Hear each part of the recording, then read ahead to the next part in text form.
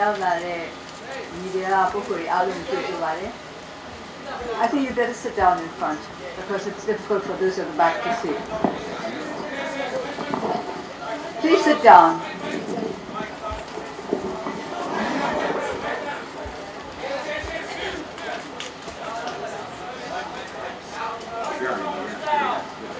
I think this is as much as we can do. So, အခုကျမတို့ရောက်လာတဲ့မိဒီယာအားလုံးကိုပဲကြိုဆိုပါတယ်အခုအများစုကဗမာစကားရောအင်္ဂလိပ်ဘာသာစကားရောနှစ်ခုစလုံးကိုနားလည်တယ်ဆိုတော့ကျမအင်္ဂလိပ်ဘာသာစကားနဲ့ပဲပြောပါမယ်ဒါပေမဲ့မိခုနဲ့မေးတဲ့အခါကြလို့ရှိရင်ဗမာလိုမေးတဲ့ဟာကိုကျမဗမာလိုပဲပြန်ပါမယ် I would like to welcome all of you to this press conference. As you know, the campaign period comes to an end on the evening of the 6th, which is tomorrow. And we have completed 2 months of campaigning. What we have found throughout this period is that to begin with, our people seemed not too interested in the elections. That was towards the beginning of this year. But as we proceeded with our voter education, we found that the people were taking an increasing interest in the elections. And this has gained momentum, particularly since the 8th of September, when the campaign season opened officially. We have been very encouraged by the enthusiasm of the people to be part of the electoral process and to take responsibility for political development in the country. We have, however, been very concerned about the lack of enthusiasm on the part of the UEC to ensure free and fair elections. We have repeatedly made complaints about the way in which some parties and individuals have been breaking the rules and regulations laid down by the Election Commission, but very little action has been seen on the part of the Commission. Very recently, we have received news that advance voting has started in some parts of the country and that this is contrary to the rules and regulations laid down by the UEC.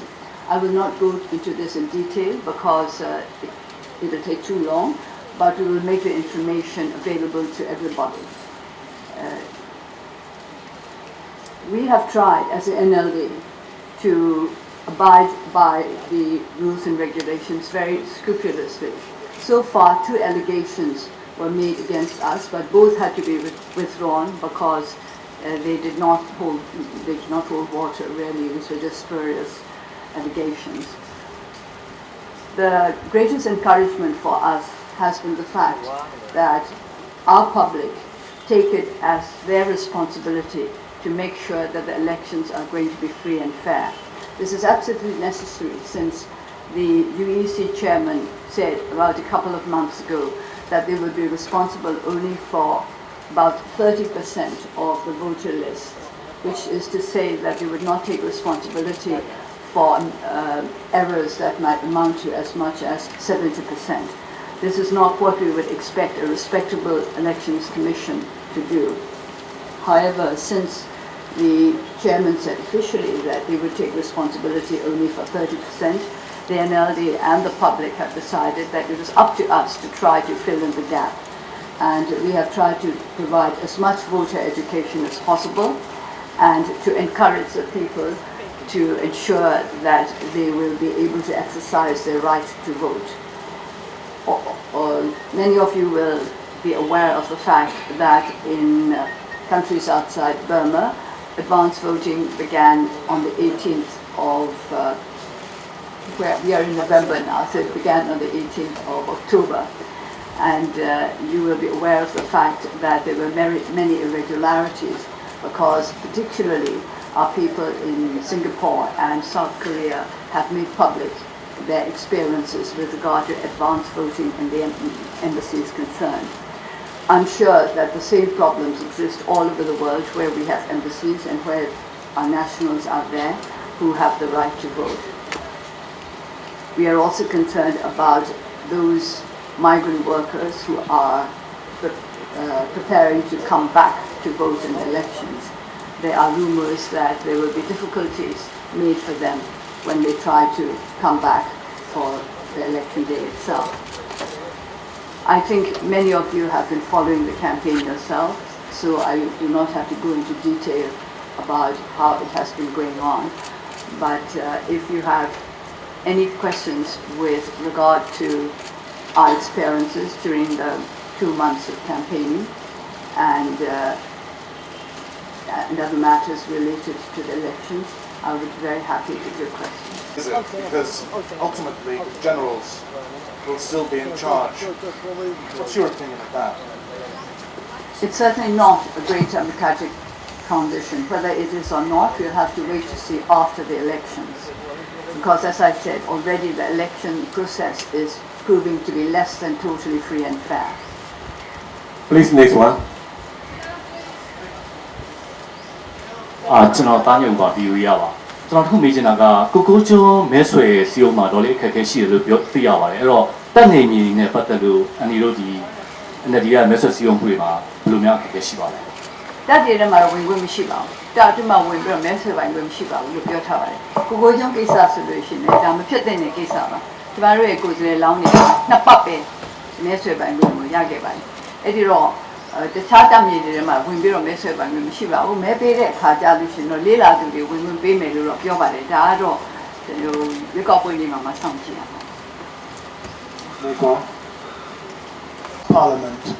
If you were to get into government, is it possible to do anything to change things in the country without changing the constitution first? Thank you. It's not just a matter of getting into government. It's a matter of forming an NLD government that will have the requisite strength within the legislatures to initiate amendments to the constitution.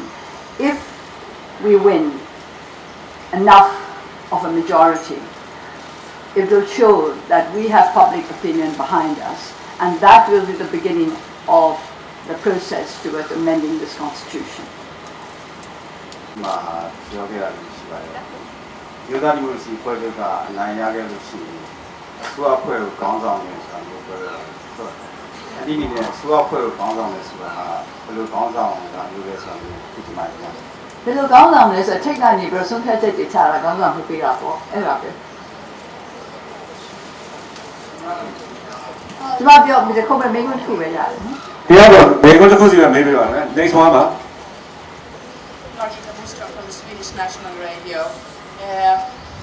How worried are you about the time after the election day when the counting is starting? And what do you think about that period? And do you think it's going to be a bit dramatic afterwards? Can you explain how you feel about that? I'm concerned about the extent to which the authorities and those connected to the USDP are prepared to go in order to try to win the elections. As I mentioned earlier, we have had information already about advanced voting being carried out in a totally illegal way, contrary to the regulations of the Election Commission. So I'm very concerned. But on the other hand, we can make these news public, and we would wish all of you concerned to spread the news as far as you can as well to help us. Please, next one. Dictatorship. Would you share any kind of inspiration when you get from Korea's process of democratization? We get inspiration from democratic processes everywhere, not from one particular country. Because of course each country is unique. And while we can learn from the whole world in general, our experiences are not exactly the same of any other particular country. Next one, sir. รองศาสตราจารย์นักข่าวกมลวาทินของไทย PBS in Thailand. Do you see this election will bring about genuine democracy to Myanmar? I'm sorry, could you repeat the question? Do you see this election will bring about genuine democracy to Myanmar? Genuine. Oh, I see. Well, this is the beginning. As I said, it's not just a matter of going through the elections. We have to make sure that the elections are as free and fair as possible. And although there are only 3 days left, we have to try our best to improve the situation. And then, of course, the results of the election, if they have been free and fair, must be honored by all concerned. And then we can go forward to building up a genuine democratic society in our country. Please, next one, sir. Canada Beach Time Magazine. there has been... Yes, please sit down, because I think it's difficult for the people at the back if you're all standing in front. I have to keep telling our people that this is part of the democratic process, that you have to think of others as well as your own concerns. Hannah Beach, Time Magazine. There has been some criticism of the NLD contesting in ethnic areas that it might split the democratic opposition. What is your answer to that criticism, and what kind of dialogue have you had with the ethnic parties? We have always been prepared to have dialogue with any parties, not just ethnic parties, but other parties as well. And as to our contesting in ethnic areas, we've been doing that since 1990, and it's nothing new.